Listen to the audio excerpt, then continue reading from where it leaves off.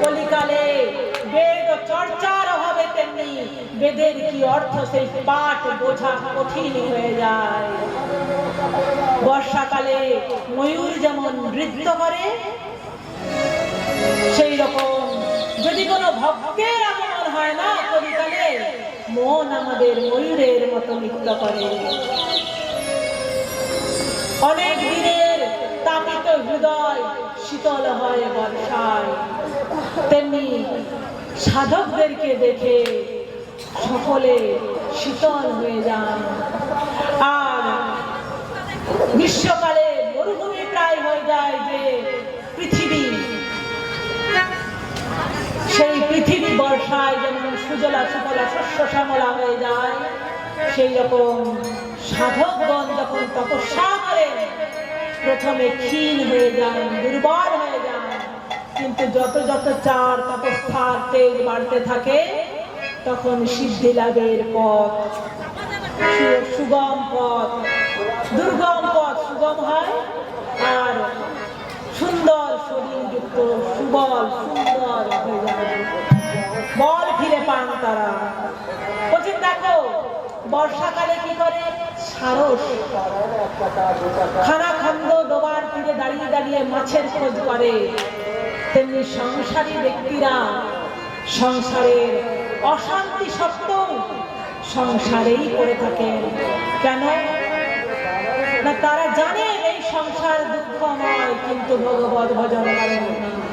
সারস যেমন দাঁড়িয়ে দাঁড়িয়ে মাছ খুঁজতে থাকে, তারাও দাঁড়িয়ে দাঁড়িয়ে সংসারে সুখ শান্তি খুঁজতে থাকে, কিন্তু দুঃখালয় এটা, সুখালয় নয়। কর্মের ফল ভোগ করতে আসি আমরা, কোথা থেকে আসি কোথায় চলে যায়, শুধু কর্মই বলে দেয় কোথায় তোমার জন্ম হবে। এরপর ভগবান বলছেন যে দেখো শরৎকাল আসে, বর্ষার ঝমঝম ঝমঝম করে বৃষ্টি পড়া, জলগুলো মলিন জল শরৎকালে স্বচ্ছ সরোবরে পরিণত হয়, সাধকদের চিত্ত তেমনি নির্মল হয়ে যায় শরৎকালে। বর্ষার জলের থেকে চলে গিয়ে শরৎকালে সাধকেরা তপস্যায় সিদ্ধি লাভ করে। শরৎকালের আকাশে যখন সাদা মেঘ তাজা তুলোর মতো ভেসে বেড়ায়, সমস্ত কালিমা ত্যাগ করে মলিনতা ত্যাগ করে হালকা হয়ে যায়, সাধকেরা তেমনি পুত্রেষণা বিত্তেষণা লোকেষণা সব ত্যাগ করেন, ত্যাগ করে নির্মল হয়ে যান। পাহাড় থেকে যেমন ঝর্ণা নির্গত হয়, ঝর্ণা কি করে, জল দান করে। মহাপুরুষেরা সেরকম যোগ্য ব্যক্তি খুঁজে বেড়ান, আর যোগ্য ব্যক্তি পেলে নিজের অন্তরের জ্ঞান সমস্ত উজাড় করে দিয়ে দেন। শরৎকালে যে গর্ত বর্ষাকালে ডুবে গেছিল জলে, আর গর্তগুলো চেনা যাচ্ছিল না, শরৎকালে জল শুকিয়ে যায় আর গর্তগুলো আবার জেগে ওঠে। মোহগ্রস্ত মানুষের আয়ু শেষ হয়ে যায়, কিন্তু মানুষ জানতে পারে না একটু একটু করে কি করে শেষ হয়ে যায় এই আয়ু। এইরকম ভাবে প্রভু বর্ষা ঋতু এবং শরৎ ঋতুর বর্ণনা করলেন। সূর্যের প্রচন্ড তাপ শরতে, গৃহস্থ মানুষেরা ক্লেশ অনুভব করে, বেশিক্ষণ সূর্যের তাপ সহ্য করা যায় না। আর সাধক তখন কি করে, আমি আমার ত্যাগ করে বোধ বিবেক বোধ জেগে ওঠে তার, আর তিনি নির্মল হৃদয় যুক্ত হয়ে যান। গর্জনহীন সমুদ্র স্থির গম্ভীর যেমন হয়ে যায়, সমস্ত নদী তো সমুদ্রে গিয়ে মিলন ঘটে। আপর্যমান অচলন সমুদ্র প্রবিশ্যন্তি যদ্গত তদ্গত কামাজং প্রবিশ্যন্তি শান্তিমাপ্রতি ন কামাকামি আপর্যমানং অচলন প্রতিষ্ঠং সমুদ্রমাপি যদ্গত। সমস্ত নদী এসে যেমন সমুদ্রে মিলিত হয়, কিন্তু সমুদ্রের যেমন কোনো বাঁধ ভাঙার ব্যাপার থাকে না, তেমনি সাধকের দেহে সব কামনা বাসনার দমন করে নেয়। চারিদিকের কামনাগুলো একত্রিত করে তারা নিজেকে সংযত করে। এইভাবে প্রভু বর্ণনা করলেন। এরপর একদিন শরৎকালে ভগবান বাঁশিতে মধুর টান করলেন। ঠাকুর বাঁশি বাজাচ্ছেন, বংশীর ধ্বনি করছেন।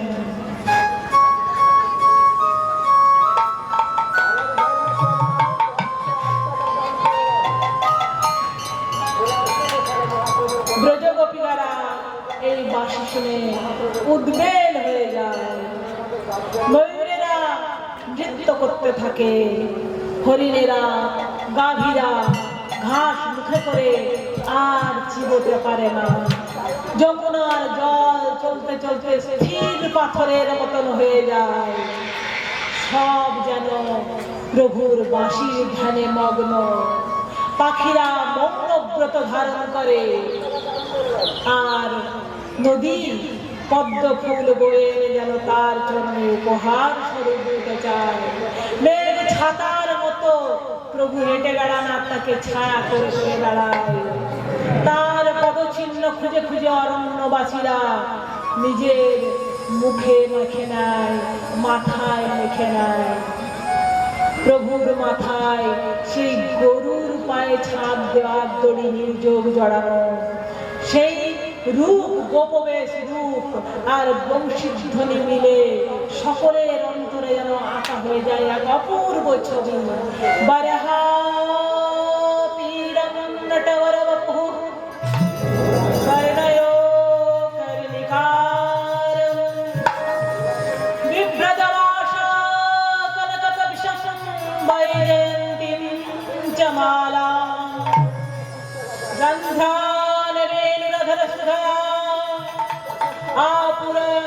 গোপবৃন্দাই বৃন্দারণ্যং সপদরমণং প্রাবিশতি গীতকীর্তিঃ।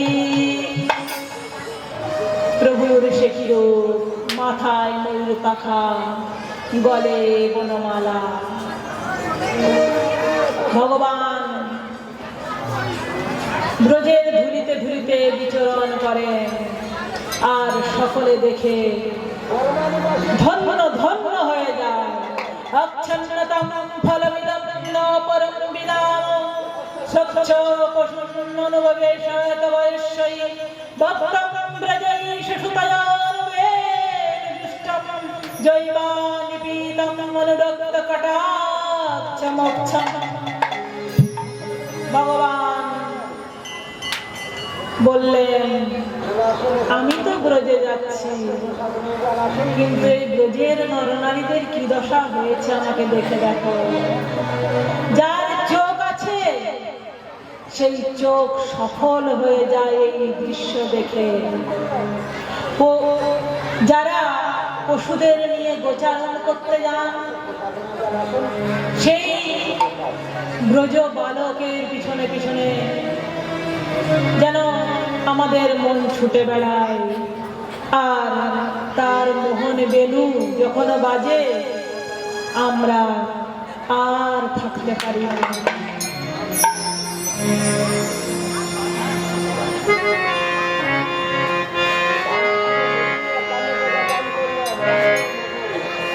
शाम तेरे बंसी कन्हैया तेरे बंसी, शाम तेरे बंसी पुकारे राधा नाम। लोग कहे मेरा तो यूं ही है बदनाम।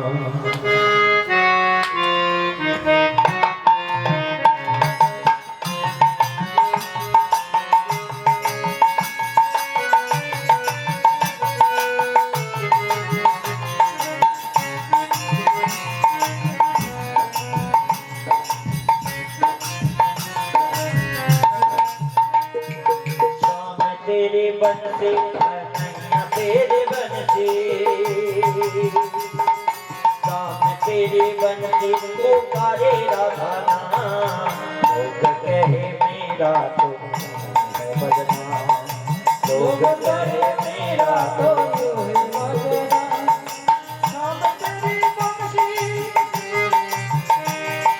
शाम तेरी बंसी पुकारे राधा नाम, राधा तेरी बंसी पुकारे राधा नाम, राधा करे मेरा तो यूं ही बजना, लोग कहे मेरा तो यूं ही बजना।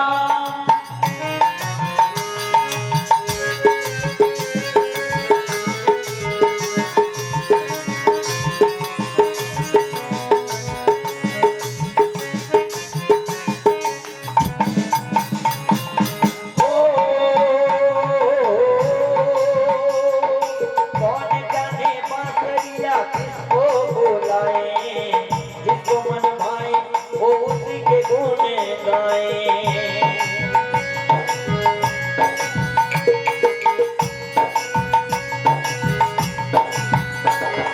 ओ कौन जाने बांसुरिया किसको बुलाए, जिसको मन भाए वो उसी के गुण गाए।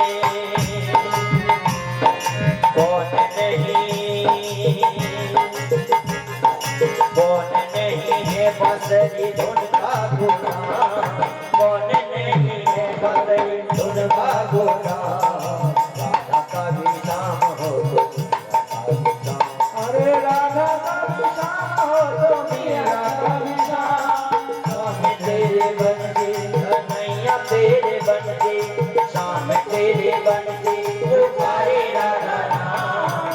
लोग कहे मेरा तो बजना, लोग कहे मेरा तो यूं ही बजना।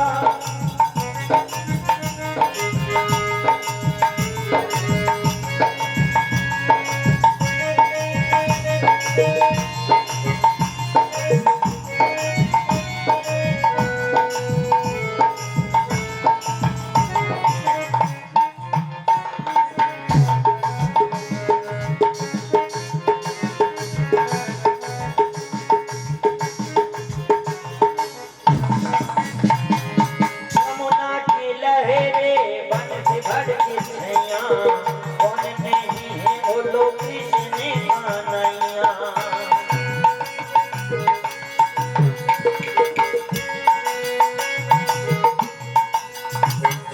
यमुना की लहरें बन से भड़की छैया, कौन नहीं है बोलो कृष्ण का नैया।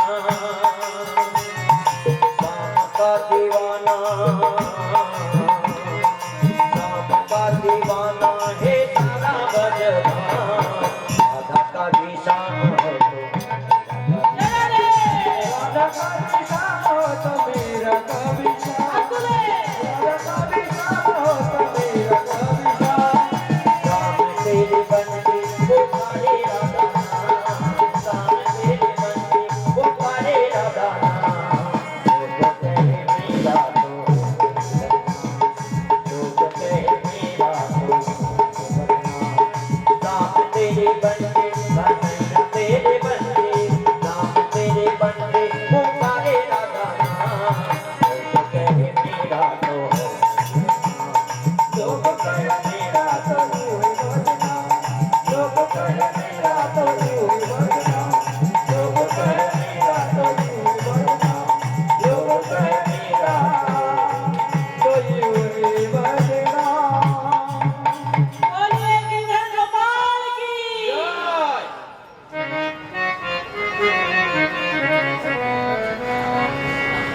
हेमन्ते प्रथमे मासी नंद ब्रज कुमारिकाः, चेरुः विश्वभुञ्जना कत्तानि अर्चनव्रतम्। হেমন্তের প্রথম মাস, ব্রজকুমারীগণ কাত্যায়নী পূজা করবেন। চেরু ভবিষ্যতে তারা যমুনার তীরে বাড়ি দিয়ে মা কাত্যায়নীর মূর্তি গড়ে মা কাত্যায়নীর কাছে কৃষ্ণকে প্রতিরূপে লাভ করার জন্য প্রার্থনা করছেন। কাত্যায়নী মহা নরগোপসুতং দেবী পতিং মে কুরুতে নমঃ। হে মা কাত্যায়নী,